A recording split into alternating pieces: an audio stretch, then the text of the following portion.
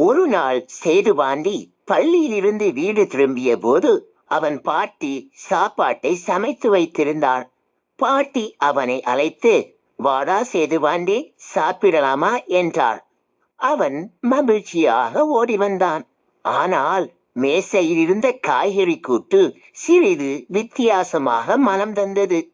பாட்டி, இதோ சாப்பாடு, ஏதோ கெட்டுப்போச்சு போல என்றான் சேதுபாண்டி. பாட்டி உடனே சிரித்தாங்க. அதான் சேதுபாண்டி, இன்று நம்மளுடைய பாடம் உணவு கெட்டுப்போதல் என்றார். பழங்கள், காய்கறிகள், பால், மீன், இறைச்சி போன்றவை அதிக நேரம் வைத்தால் கெட்டுப்போகும். இதைத்தான் உணவு கெட்டுப்போதல் என்பார்கள். உணவை சரியான நிலையில் வைத்திருக்காவிட்டால் அதனுடைய மனமும் சுவையும் மாறிவிடும்.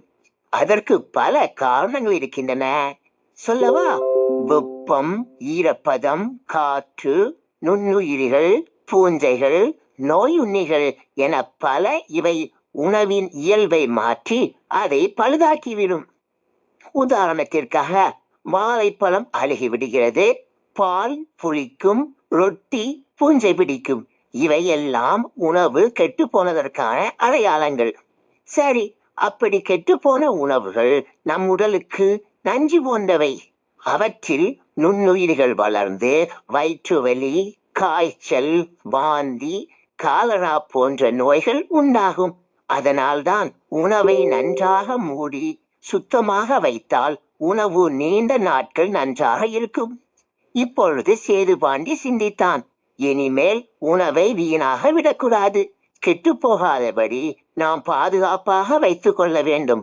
அன்று முதல் சேதுபாண்டி உணவை கவனமாக பாதுகாக்க கற்றுக்கொண்டான். புதிய உணவை மட்டுமே உண்ணவும், உணவின் மனம் மற்றும் சுவையில் மாற்றம் தெரிந்தால் அதை தூக்கி எறியவும் கற்றுக்கொண்டான்.